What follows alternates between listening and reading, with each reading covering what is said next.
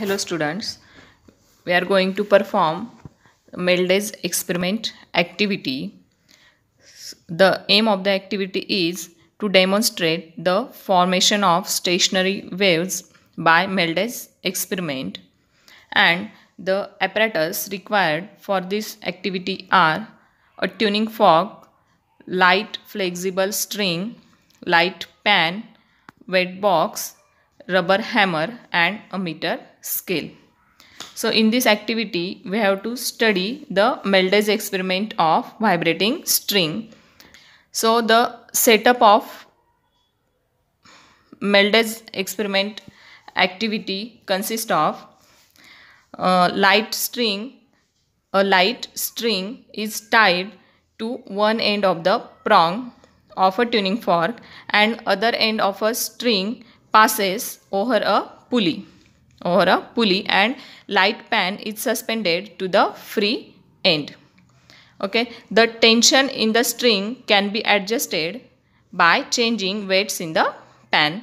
So here the figure A shows that the perpendicular position of the tuning fork, that means the fork is adjusted so that its arms or prongs vibrate perpendicular to the length of the string, and it is called as a transverse position or a transverse mode. And the figure B shows that parallel position of a tuning fork, means the fork is adjusted so that its arms vibrate parallel to the length of the string, called as longitudinal mode or longitudinal position. The fork is set into vibrations by gently hammering a prong, and the tension in the string is adjusted to obtain a number of loops on the string. So see, in figure A there is two loops, and in figure B there is only one loop. The loops are formed due to interference between wave starting from the fork and traveling towards the pulley, and the waves reflected back from the pulley.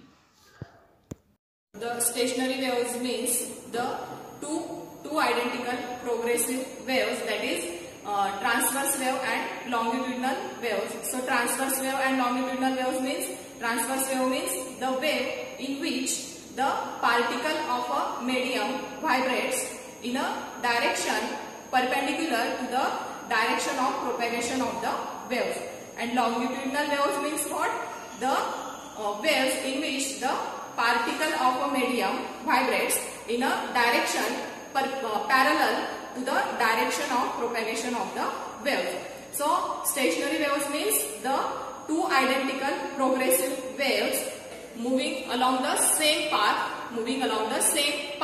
in opposite direction, interfere with each other by superposition. Then the resultant wave obtained in the form of loops is known as stationary waves. Simply we can say the stationary wave is the combination of two waves traveling in opposite direction, having same amplitude and same frequency. There are some conditions of the stationary wave. So first one is the two identical waves traveling in opposite direction along the same path, and the wave which have same amplitude and same frequency, and the wave which having same speed. So here these are the two progressive waves. So this is first wave traveling along the y direction, and this one is second wave traveling towards the x direction. That means they are formed by the superposition of the two waves in opposite direction. So here imagine the string is fixed at the two ends, and some tension given to it. So if we pull the string at middle, or if we plug the string at middle and release it, at that time what happened? The string gets vibrating, okay, at a frequency. So the releasing of string produces the two progressive waves traveling in opposite direction. So the waves produces initially and the reflected waves combine to form the stationary waves. Okay, so this is the stationary wave, and this is the both sided arrow indicates that the motion of the particle on the string. So here this point denotes the antinode. Antinode means here the displacement of a particle, or you can say the amplitude of a particle is maximum, and these are the nodes. This is nodes. Okay, so nodes means what? Nodes means the displacement of a particle is 0 or minimum. This is the setup of Maid's experiment. This is tuning fork. This is prongs of the tuning fork. One end of the string is fixed to this prong, and at the other end the tension is to be attached by means of this pulley. I can change the length of string by changing this way, and firstly I have to obtain 4 loops, well defined loops with the empty pan. See this is the pan, it is empty and the mass of the pan is around 4 gram, right. Now see the formation of the loop. If I strike the tuning fork, now as madam already explained, this position of the tuning fork is parallel or longitudinal position, because prongs are vibrating inward and outward, and the wave also propagating in this direction. When I strike the prong, the first longitudinal wave will travel along the length. At the end of the pulley, these waves are reflected, and due to the interference of incident and reflected waves, stationary or standing waves are produced. If I strike it, see the number of loops. Now if I am changing the length, see the number of loops, how they are correlate with the length. If I am increasing the length, number of loops increases, and if I am decreasing the length, number of loops decrease. So the node is forming, node, antinode, they are alternately forming. Now see, these are 1, 2, 3 loops are there.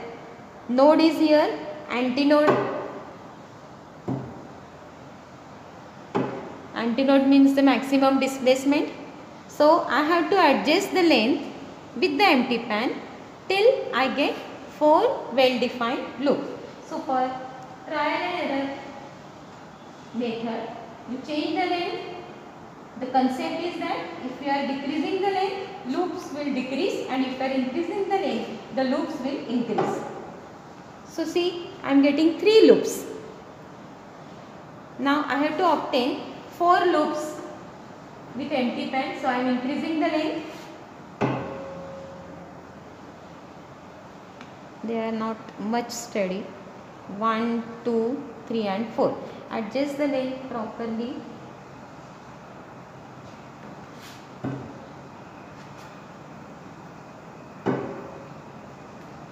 One, 2, 3 only. Let me change the length. See, 1, 2, 3 and 4.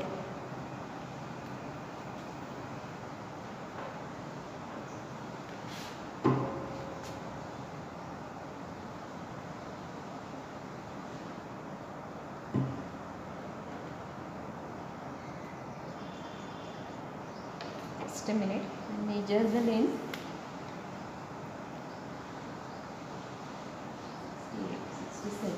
I am getting 4 well defined loop. If I am keeping the tension as how much? 3 plus 4. 4 is the mass of pan and 3 gram is to be attached. The number of loops are there 3. See, 1, 2, 3.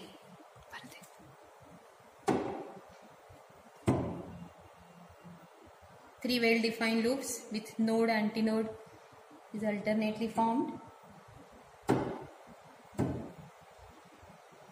Now calculate MP square in this case also. P is 3, number of loops are 3, so P square is 3 times 9. and mass attached is 4 is mass of 10 plus 3 gram means 4 plus 3 7 gram. So 7 9s are 63 is the second MP square. Now to take the third reading, I have to reduce the loop to 2. So 3 loops are there right now. So you remove the mass and add the mass such that the number of loops reduces to 2. Now to obtain 2 loops, I have to increase the mass because condition is that length should get constant. So if I add for 3 loops, we add 3 gram mass. So I am gradually increasing. I am keeping 5 gram mass, and I will observe the loop.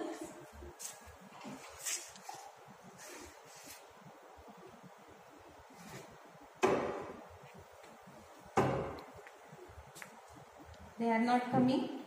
What is our aim? We have to find out 2 loops. So I am increasing the mass. It is 6 gram now.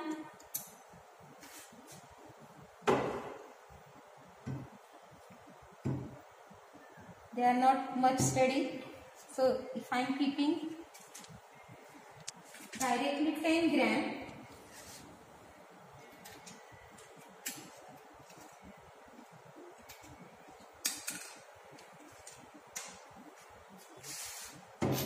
yeah, they are steady. And if I am calculating MP square now, so here number of loops are 2. So 2 to the 4. 4 multiplied by 4 plus 10, 14. 14 4s are 56. So that MP square is not much closer to first 2 readings. So if I add 1 gram and still if I am getting 2 loops, and yeah, still I am getting, they are more well defined loops. So now the MP square is coming 4 multiplied by 15. 15 4s are 60. So this reading is very close to the first 2 readings. So this will be MP square for the 2 loops. So what you have to do, you have to increase the weight gradually such that your MP square must be consistent with the previous readings and loops should be the well defined. Now while adjusting this arrangement, your string must be parallel with the table. Right. Now same thing with the empty pan. As we obtained 4 loops, as the theory tells us that if the position of the tuning fork is perpendicular, then the number of loops will be doubled. So for the same mass, for the same length, if I am changing the position of the tuning fork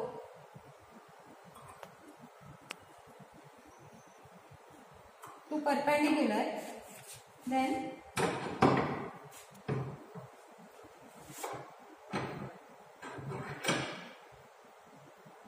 this is the perpendicular position. This is the empty pan. Length is constant. What is changed? The change is simply we are changing the position of the tuning fork. Now this position is called perpendicular position because when I strike the tuning fork, the prongs are vibrating in this direction and wave is propagating in this direction. So transverse waves are propagating along the length, and at the end of the pulley, these waves are reflected, and due to the interference of incident and reflected waves, stationary waves are produced. So the theory tells us that when for the same length, with the same tension, if the position is changed to perpendicular, the number of loops will be doubled. Now see in this case, they are very short because we obtain 4 loops for parallel position.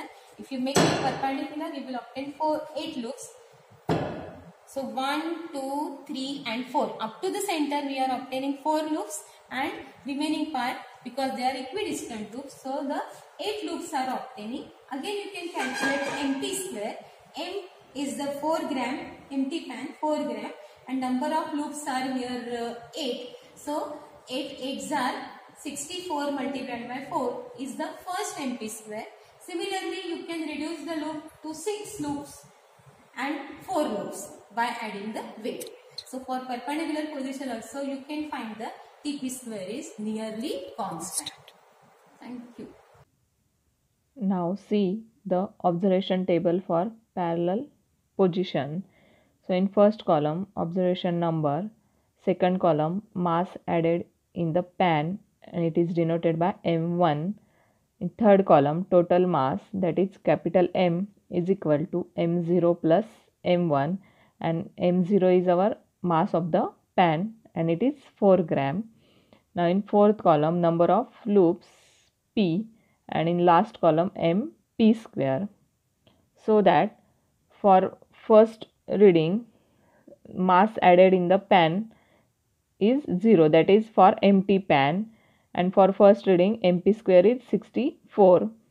For second observation, mass added in the pan is 3 gram and our MP square is 63, and for third reading, mass added in the pan is 11 gram and MP square is 60. So mean MP square is 62.33, and finally our result is MP square is 62.33 and which is constant. Thank you.